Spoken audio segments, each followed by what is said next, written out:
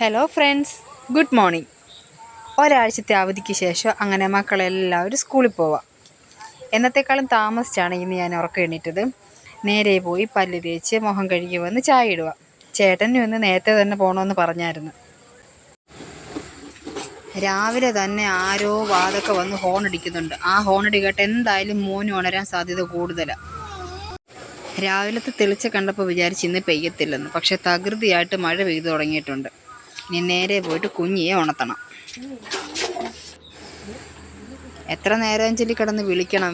വിളിച്ച് അവളെ ഉണർത്തുന്ന നേരം ഉണ്ടെന്നുണ്ടെങ്കിൽ ആ സമയത്ത് മോനും എണ്ണിക്കും.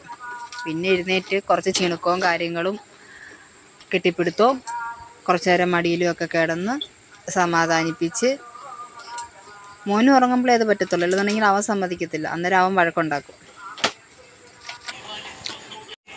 തലേ ദിവസത്തെ ചോറും മോര് കാച്ചിയതും പിന്നെ കുറച്ച് തേങ്ങാ തിരുമിയത് ഫ്രിഡ്ജിലുണ്ടായിരുന്നേ. പിന്നെ അതിൻ്റെ കൂടെ കുറച്ച് തേങ്ങയും കൂടി ഇട്ട് ചമ്മന്തി അരയ്ക്കണം, കിഴങ്ങ് മെഴുക്കുവരട്ടി ഉണ്ടാക്കണം. ഇതെല്ലാം കൂട്ടി വേണം കുഞ്ഞിക്ക് ചോറ് കൊടുത്തു വിടാൻ. ദോശമാവും ഉണ്ടായിരുന്നു. ഇതെല്ലാം തണുപ്പ് മാറാൻ നേരത്തെ ഞാൻ ഫ്രിഡ്ജിൽ നിന്ന് എടുത്ത് വെളിയിൽ വെച്ച്. ഇവിടെ കുഞ്ഞിക്ക് ഇഡ്ഡലിയെക്കാട്ടിഷ്ടം ദോശയാണ്. ഇന്ന് ദോശയ്ക്ക് മുളക് ചമ്മന്തിയാണേ. നെയ്യ് തേച്ച് ഉണ്ടാക്കി കൊടുത്തു കഴിഞ്ഞാൽ അവൾ കഴിക്കത്തില്ല. ദോശയിൽ നെയ്യുടെ ടേസ്റ്റ് അവൾക്ക് ഇഷ്ടമല്ല. പക്ഷേ നെയ്യ് തേച്ച് ഏത്തക്കയൊക്കെ വറുത്ത് കൊടുത്തു കഴിഞ്ഞാൽ അത് കഴിച്ചോളും. അത് ഭയങ്കര ഇഷ്ടമാണ്. ഈ ദോശമാവ് ഇങ്ങനെ അരച്ച് ഒന്നിച്ച് ഉപ്പിട്ട് വെക്കരുത് എന്നാണ് അമ്മ പറയുന്നത്. അപ്പോൾ പുളിക്കും. ഇതാകുമ്പോൾ കുറേശ്ശെ എടുത്ത് ഉപ്പിട്ട് അന്നേരത്തെ ആവശ്യത്തിന് വേണ്ടി എടുത്ത് അപ്പോൾ ഉപ്പിട്ടങ്ങ് ഇളക്കിയെടുത്ത് ഉണ്ടാക്കുന്നതായിരിക്കും നല്ലത്. എനിക്കും അങ്ങനെ നല്ലതെന്ന് തോന്നിയിട്ടുള്ളത്. ഒരുപാട് കട്ടിയില്ലാതെ നൈസ് ദോശയാണ് ഇവർക്ക് ഇഷ്ടം. വലിയ വഴക്കൊന്നുമില്ലാതെ മോനും എഴുന്നേറ്റ് വന്നിട്ടുണ്ട്. ഇനി ആശാനെയും കൈ വെച്ചുകൊണ്ട് വേണം കുറച്ച് നേരത്തെ പരിപാടികളൊക്കെ നടത്താൻ.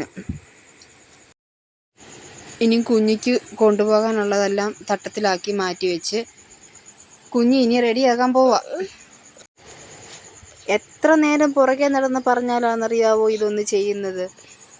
മുടി ഉടക്ക് കളഞ്ഞ് പിന്നെ കണ്ണാടിയുടെ മുന്നിൽ നിന്ന് പിന്നെയും വന്നിരുന്ന് അവളുടെ കാര്യം ഭയങ്കര കഷ്ടമാണ്. ഭയങ്കര ലാഗാണ് കുഞ്ഞിക്ക്.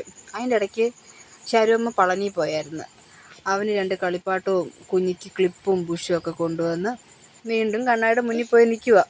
ഇനി എൻ്റെ കയ്യിൽ നിന്ന് വഴക്കും കേട്ട് തല്ലും കിട്ടി എന്നിട്ടേ ഇവിടുത്തെ ഒരുക്കവും കാര്യങ്ങളെല്ലാം കഴിയത്തുള്ളൂ. അപ്പോഴത്തേക്കിനും വണ്ടി വരാനുള്ള സമയമാകും. പിന്നെ ഇതിൻ്റെ ഇടയ്ക്ക് കഴിപ്പും കാര്യങ്ങളും ഒക്കെ കൂടെ എപ്പോൾ നടക്കുന്നോ എന്തോ. ദോശ കൊടുത്തപ്പോൾ ഒക്കെ ആ ദോശ പിടിച്ചില്ല. പിന്നെ ബുൾസൈ ഉണ്ടാക്കി കൊടുത്ത് അപ്പോഴത്തേക്കിനും മോന് വഴക്കുണ്ടാക്കി തുടങ്ങി. പിന്നെ ഞാൻ നിർബന്ധിച്ചിരുത്തി വാരി കൊടുത്തു. പിന്നെ പെട്ടെന്ന് മുടിയും കെട്ടി. അപ്പോഴത്തേനും വണ്ടി അമ്പലത്തിൻ്റെ അവിടെ കൊണ്ടുപോയി വണ്ടി തിരിച്ചു വന്ന് കുഞ്ഞ് കയറി പോയി.